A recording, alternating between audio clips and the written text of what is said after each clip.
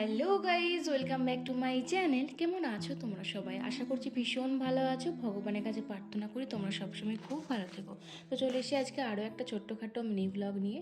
আজকে ব্লগটা তোমরা দেখেই বুঝতে পারছো, আজকে ব্লগটা আমার সেকেন্ড পার্ট দিদির বাড়িতে। আগের ব্লগে দেখিয়েছিলাম দিদিরা কেরালা বেড়াতে গেছিলো, সেখান থেকে কী কী নিয়ে এসছে বা আমরা জন্মদিনে দিদিকে কী দিয়েছি সেই সব ভিডিও দেখিয়েছিলাম, সকাল থেকে উঠে কী কী করলাম না করলাম।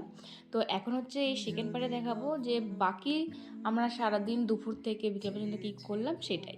তো দেখো দুপুর হয়ে গেছে, তো আমরা এখন যাচ্ছি স্নান টান করে ওখানে মন্দিরেতে প্রণাম টনাম করবো, তারপরে খাওয়া দাওয়া করতে যাব।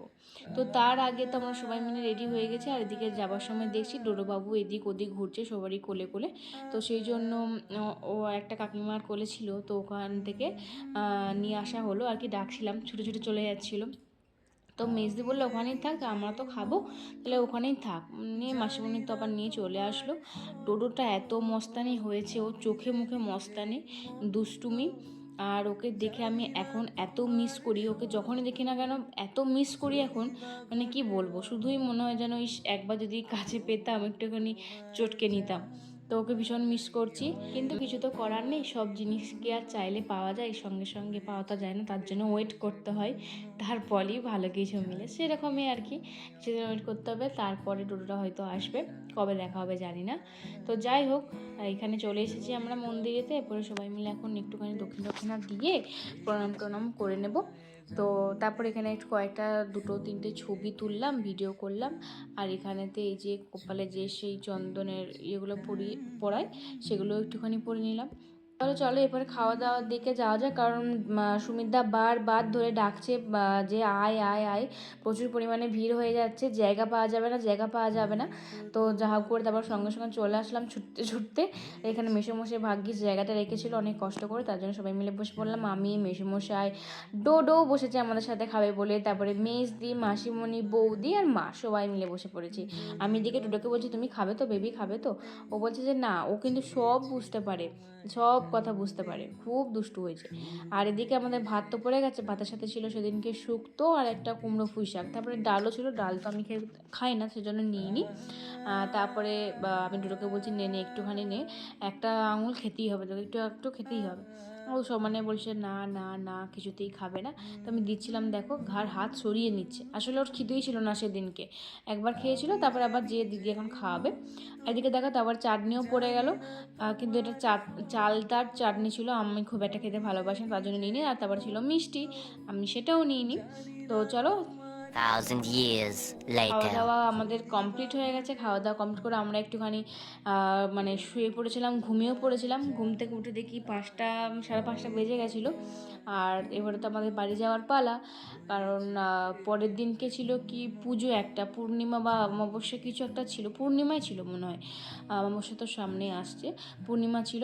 তো সেজন্য আর থাকলে চলবে না, মা বলছিল না চলে যায়, নাহলে ওর ওখানে তো কিছুতেই ছাড়ছিল না, বলো সকালে যাবে, কালকে খেয়ে দেওয়া যাবে। আমার বললাম যে না, সেই সকালে ঘুম থেকে না উঠে একদম যেতে ইচ্ছে করে না, তার থেকে বিকেলবেলায় চলে যাওয়া ভালো, কাজটা অনেকটা এগিয়ে রাখা যায়। আর ভাইও যেহেতু বাড়ি ঢুকবে, একা থাকবে, তো সেজন্য আরও আর কি। তো যাই হোক, আমরা তো চলে যাচ্ছি। এদিকে মা তো টোটোকে টাকা দিচ্ছে, এদিকে বৌদিও টোটোকে টাকা দিচ্ছে। আমরা বারবার বারণ করছিলাম বৌদিকে যে তোমাকে কেন এত করতে হবে, দেওয়ার দরকার নেই, সেই শুনবে না, বলছে না আমি এসছি, আমি দেবো। তো তারপরে এদিকে মেজদির তো গার্লফ্রেন্ড এসেছিলো, গার্লফ্রেন্ড আবার চাল ভাজা নাকি দিয়ে গেল। তো যাই হোক, মেজদির আরে সবারই মন টন ভীষণ খারাপ হয়ে গেছে। ও বারবার ধরে বলছিল থাকো থাকো, একবেলার জন্য এলে, মানে একদিনের জন্য এলে আর একদিন থাকতে হতো, তার জন্য বলছিলাম আগে থেকে আসতে। তো যাই হোক, আমরা এসেছিলাম, ওরা বারবার বলছিল, তো ভালোই লাগলো। এই 2-1 দিনের জন্যই ঠিক আছে, কারণ বাড়িটা তো এখন আর ছেড়ে কোথাও যাওয়া যায় না, ভাই থাকে না, ভাইকে একা রেখে কোথাও আর যেতে পারি না আর কি। আগে বাবা ছিল, বাবা ভাই থাকতো, অতটা টেনশন কিছু হতো না। এখন বাড়িতে ভাই একা থাকে, তো সেজন্য একটু টেনশন হয়, মায়ের মন ছটপট করে, তো সেই কারণে আর থাকা যায় না, চলে আসতে হয়। তো যাই হোক, তারপর তো এদিকে আমারও ভীষণ মন টন খারাপ হয়েছিল ডোডোর জন্য। তারপর মেজদিরাও চলে যাবে কাল বাদ পরশু, মানে যেদিনকে ভিডিওটা করেছিলাম আর কি, ধুলুটির পরের দিনকে ওরা শালু শালুয়া চলে শিফট করবে আর কি। তো সেই কারণে আর তোমরা অনেকেই বলছো যে শালুয়ার ওখানে দিদির কোথায় থাকে কি না। শালুয়া আমিও ঠিক জানি না, কিন্তু খড়গপুরের ওই সাইডে শালুয়া। তো ওখানে দিদিরা ঘর মারি নিয়ে আছে। তো যখন যাব অবশ্যই তোমার সাথে সব কিছুই শেয়ার করব, কত সুন্দর করে কি সব সাজিয়েছে, আবারও সুন্দর করে সাজিয়ে ফেলেছে রুমগুলোকে, খুবই সুন্দর। ওর হাতে তো জাদু আছে, তোমরা সবাই জানো। তো যাই হোক, এদিকে আমি তো ডোডোকে একটুখানি আদর করে নিচ্ছিলাম, আর ডোডো আমার কোল থেকে নামতে চাইছিল না। ওর বাবা, তারপরে আরেকজন পাখি বলে একজন আছে, ওকে ভীষণ ভালোবাসে, কিন্তু তাকে ডোডোও ভীষণ ভালোবাসে, তার কোলে থাকলে আর কারোর কোলে যেতে চায় না, কিন্তু আমার কোল থেকে সে যেতেই চাইছিল না, নামতেই চাইছিল না। আর এখানটা তো ভীষণই কষ্টের মুহূর্ত ছিল আমাদের, এখানে দেখেও ভীষণ কান্নাকাটি শুরু করে দিয়েছিল, কিছুতেই থাকবে না, আমাদের সাথে আসবে যাবে, এই অটোতে চাপবে। তো কিছু করার নেই, টাটা করে দিয়ে চলে আসলাম। মনটা সত্যি ভীষণই খারাপ লাগছিল, আবার কবে দেখা হবে না হবে।